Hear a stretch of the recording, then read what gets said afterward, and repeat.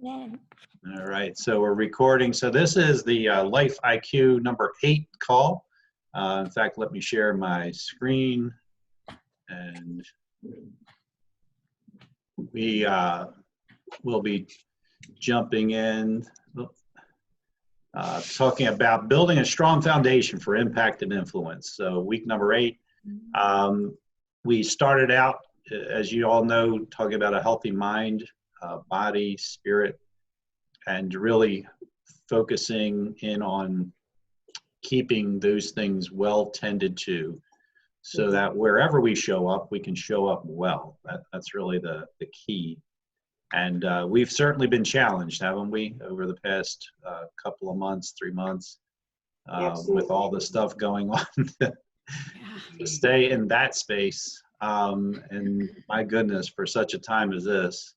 And then we began the second stage with this idea of, as we are in this place of a healthy life, body, mind, spirit, then how can we live so that we are having impact and influence on people around us? And so this started with this idea of self-awareness. We sent out this needs values assessment, the strengths assessment we suggested, and helping you to think about that. And last week, we dove into the topic of your personality. So we talked about the Enneagram and also that essence exercise. So as we get started, I'd like to just do a quick check-in and see what you all might have come back with, hopefully, if you had a chance with either of these. So what you discovered as far as your Enneagram number, and maybe you already knew it, and if you already knew it, that's great. So what that is, and then what shows up when you show up, what your essence is. So who would like to jump in and go first for us?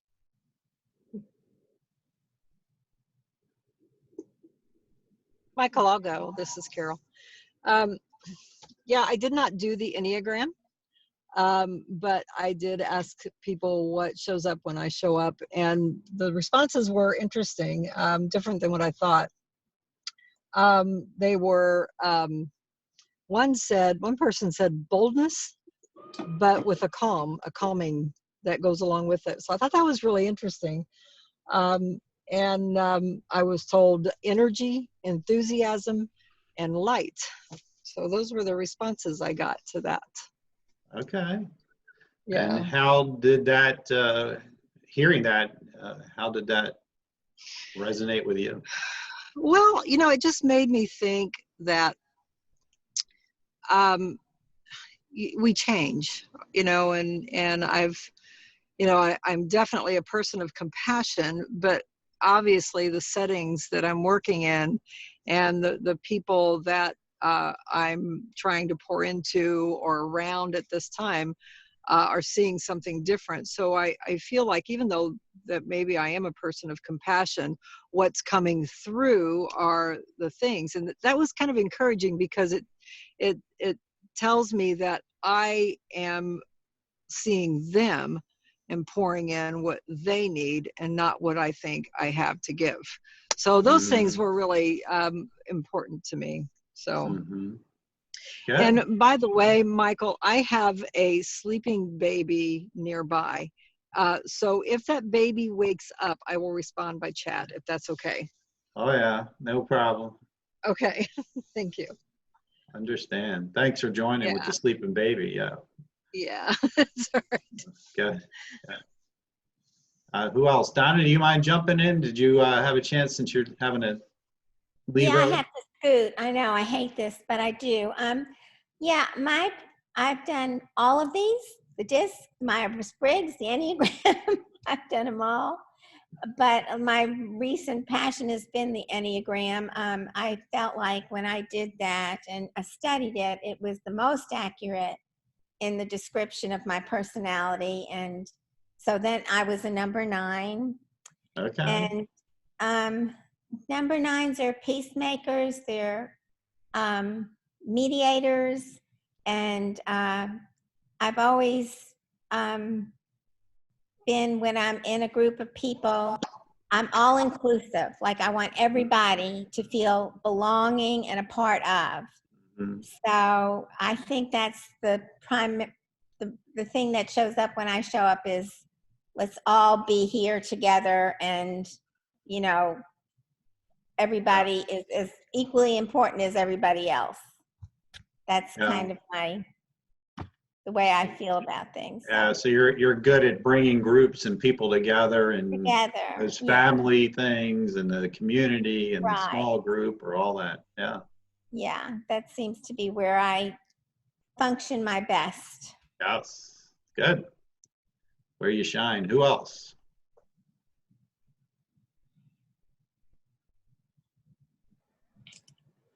Well, this is Crystal. I didn't do the Enneagram, but I did do the Myers-Briggs and have been working with it for a while. I'm an INFJ and an HSP, which is a highly sensitive person. And I don't have to learn to be sensitive. I am sensitive. I have to learn to have good boundaries around my sensitivity so that I don't overgive and end up spending all my energy giving too much. So. Mm-hmm. When Okay. I show up, people feel understood and they just want to tell me everything there is to know about them. Okay. So you are a great listener and person people like to talk and confide in. Yes, yes. Okay. Very good. Thanks. Deb, Claudia. Well, I'll jump in, Michael. I and the rest of the group.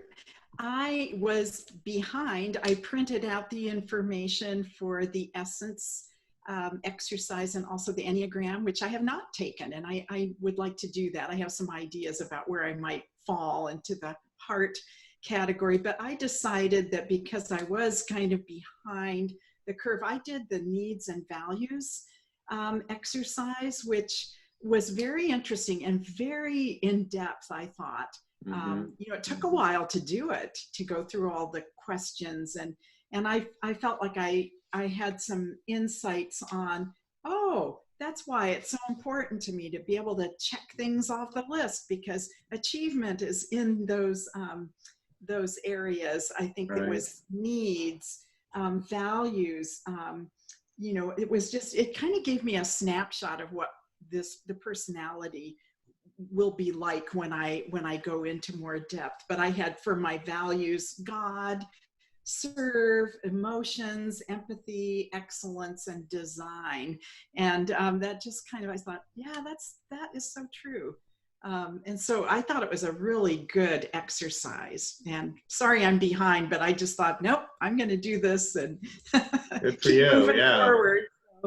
Yeah. And I'm going to put those on a card like you Mhm. suggested, the values and the needs. And so I can kind of see in my, trying to live more intentionally if what I'm doing, in my daily activities, if they match up with what those values and needs are. So I thought that was helpful. Yeah, that's great. Yeah, that's what I do. Keep them very front and center so can't forget and you're aware of, and it sort of helps you unlock the key. Very good. And Claudia, I don't know, can you hear us? Let's see. Yeah. Can you hear There me? you go. Perfect. Thank Yes, it was a problem with the internet, I guess. I took Myers-Briggs about 6 months ago, and I am an ESFJ, so very much an extrovert, very practical. I actually scored that I'm highly assertive, but the highest on collaboration, which I found just real interesting. I am, I make quick decisions, and sometimes I need more information before I do that, but I have a lot of discernment. And I think when I show up, it would be very much, people would say a lot of energy, a motivator, and probably a leader. you. Okay. Yeah, good. Good. So so building on that, so you're taking these different tools, as you all know, and putting that together and helping you to build on what you've learned, that foundation. This week, I want to talk about this idea of what are you here for? So last week was who are you? And again, there's a lot of assessments and other things that we could do. We're just really doing this at a very high level, but enough to get a taste, a taste test of what's going on. So thinking about then, once we understand how we're designed and how God wired us, then what do we do with that? What am I putting this together? I have a coaching client I started with a few weeks ago, and one of the things they want to look at is potential transition from the career they're in to moving into another area. And one of the things we always start with is this idea of how did God wire you or create you before you start to take the steps of, okay, so what's the next phase of my life going to look like? What could I be doing? So there's different tools out there. There's a number of different things that we can do. One of them that I like to use at times is this exercise. It's a couple of items I'll send out to you called the path. So let me share that. So share, and let me find it. Make sure I'm sharing the right thing. Okay, so let me share my screen. And so the path is actually a book that was written by Lori Beth Jones a number of years ago now. And in there, she talks about helping people to figure out what's your life mission and vision. Those are words that she uses. Of course, those can be explained in a lot of different ways.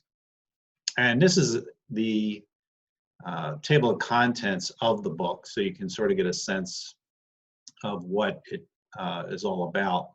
But what I'm going to do is we're just going to simply dive into some of the basic steps that are involved in that. And so I will send this worksheet out to you all. You'll have it as a tool to use for yourself or for other people that you know.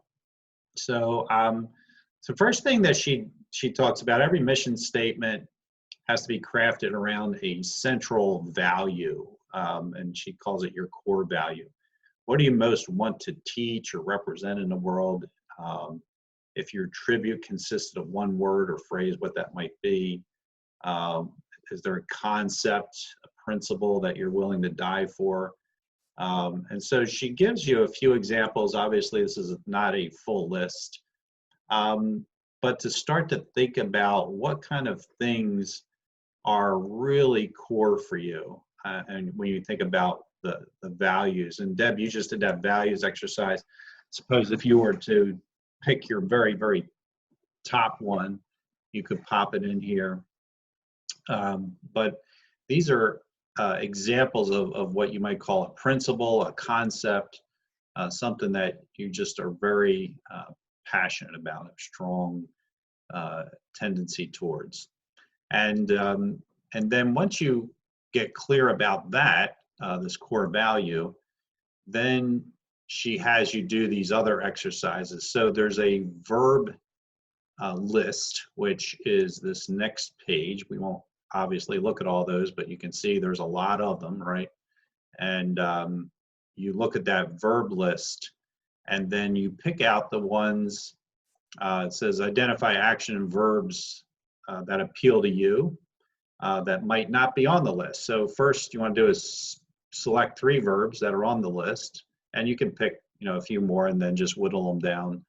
Sometimes people spend a lot of time wrestling with this list and trying to figure out what just the right word and put a lot of weight on it. But if you need to add 4 or 5, do that.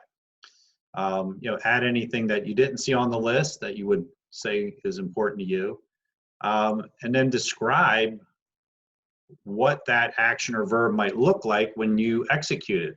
What does this mean to you? And then the next one is describe how you feel looking at the verbs. Did they surprise you? Did they validate anything in you?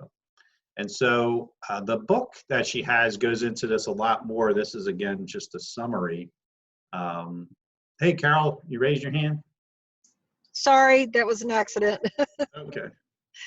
But this gives you a chance to sort of get started on thinking about, okay, so what am I here for? What would I say God intended? He gifted me the way he did. He gave me the skills, the talents, the abilities, the personality, the strengths, all the values. He gave me this wiring for a reason. So what is that for? And so then just scrolling down, she sort of has you create that first draft of the mission statement, and helps you to sort of think that through. When I did this, I'll just share what I put together out of this, was to guide Christians into intentional, authentic living, which is sort of interesting because I came up with that mission statement years before the Essence thing. And when I've talked to my family, other people about Essence, they said, well, what shows up when you show up is direction. So it's not unusual then that word guide was such a strong word, and guiding Christians in particular into things that are important. Intentional living, so living with intention, life IQ, any surprise there, right? And authentic to who they are, how they're wired, how they're put together, instead of trying to compare yourself and live by some other person's definition for what's important. And so she gives you some ideas here. Step one, to start putting that together. Be patient as you do this. Don't rush through the process. And then some examples. So these are your notes that you're going to take. Oh, and this is where you summarize it. So again, this is where you can put in your verbs and your core value, and then sign that if you want. So some examples. My mission is to communicate, understand, respect others' beliefs and ideals, while standing for and defending my own. My mission is to choose, produce, and propagate increase in myself and others. So these are just some simple examples.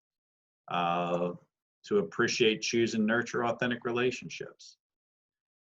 So this will help, hopefully, to get your head wrapped around, what a mission statement can sound like, and give you, again, focus so that is what I'm doing supporting my mission, or is it actually a distraction, something that's not really aligned with who I am and how I'm put together. All right, so, and then she has some things as far as other resources. So thoughts or comments about life mission and perhaps what I'm sharing here? How does anybody have a mission statement you want to share? Is this something that you think would be helpful for you?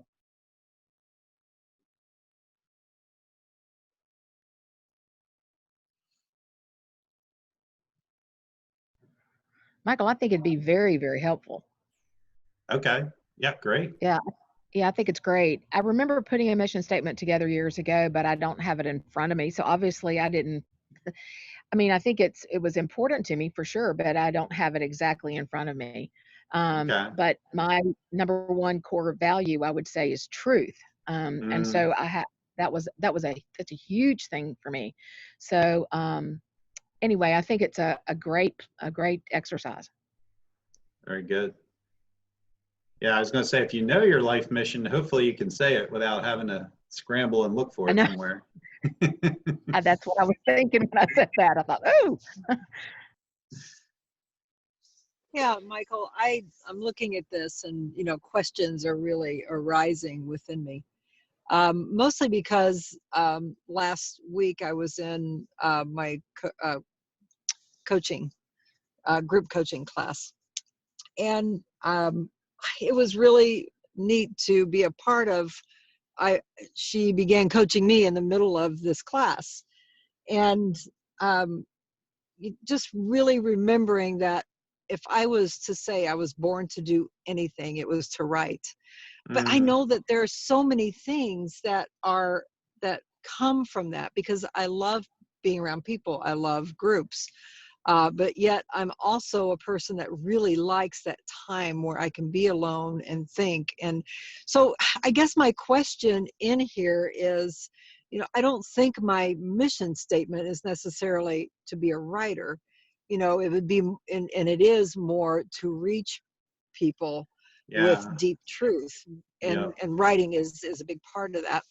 Right. So I would guess my question is, should I include the fact that I feel like I was born to write in that mission statement?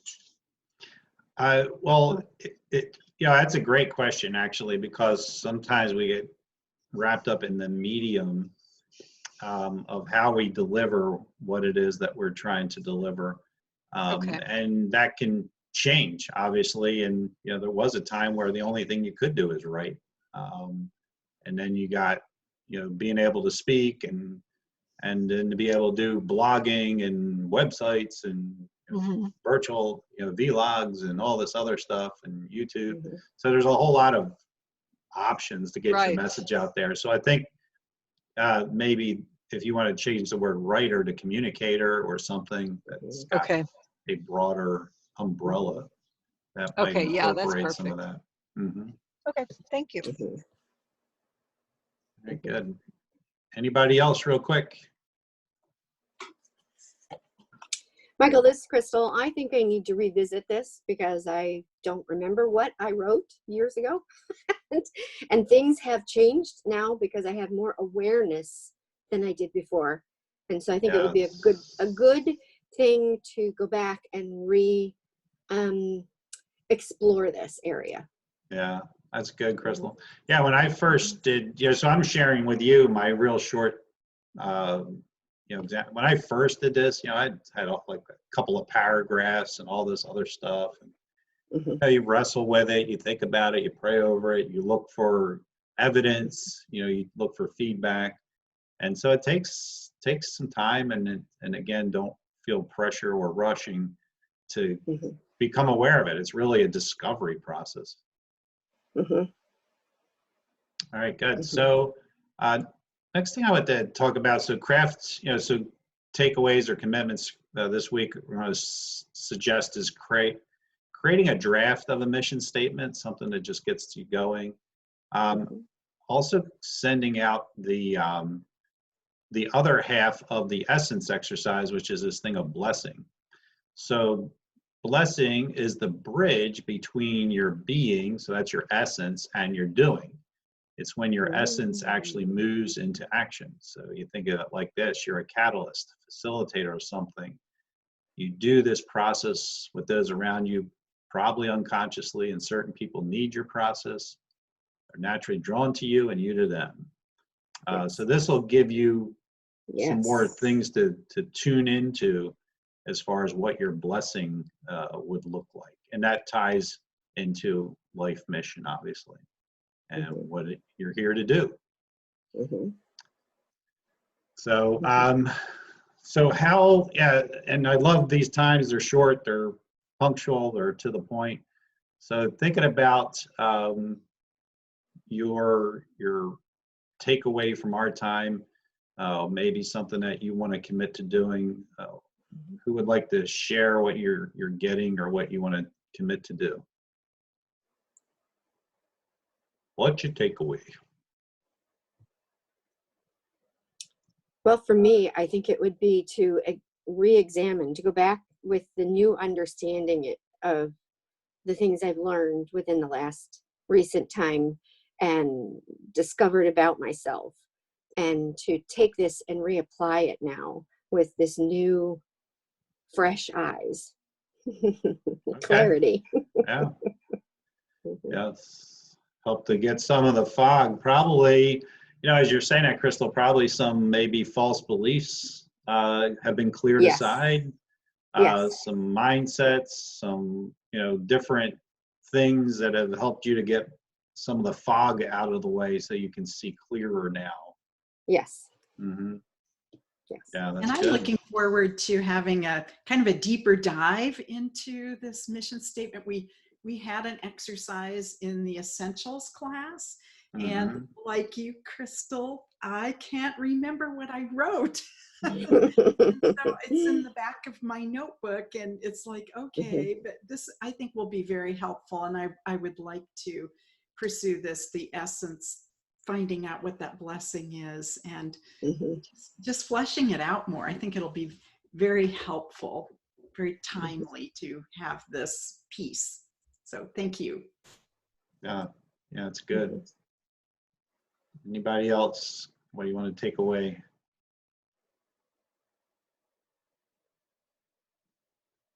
And one of the things I wanted to say, and as I was putting this together, is just, sometimes you say, Lord, how, again, just adapting to the time and the season of our world right now and where we find ourselves is, God, how in the world am I supposed to show up and doing this? And then God just reminded me, what's your mission? What did I put you here to do? And how can you do that effectively? So, being careful about being drawn down some path and something that's going to not necessarily support the mission and purpose which God has for us. All right, good. That's powerful. That's powerful. Yeah. So I will stop sharing. Hopefully, if I can figure that out. All right, very good. So, yeah, it's been great to connect. So next week, as I mentioned, I'll mention in the follow-up, is our last week. It's been really, really great. It's hard to believe we started this at the end of April. And as we wrap up our time next week, I'm going to sort of give a summary, give people a chance to give some input. Probably send out a couple of notes to folks, maybe on Friday, and then obviously on Tuesday, just to say, hey, if at all possible, can you show up? And I want it to be an interactive, here's what I've learned, here's how I've grown. And then think about, and we'll talk about how to keep the momentum going, because it'll be easy for that to wane as most things happen once we get out of our place of being connected. So, all right. Well, Awesome. Lord bless you all. It's been good seeing you. And Good seeing you too. have a great rest of your Tuesday. All right. Thank you. Good day. Bye. God bless you. Bye-bye, everybody. Bye, everybody.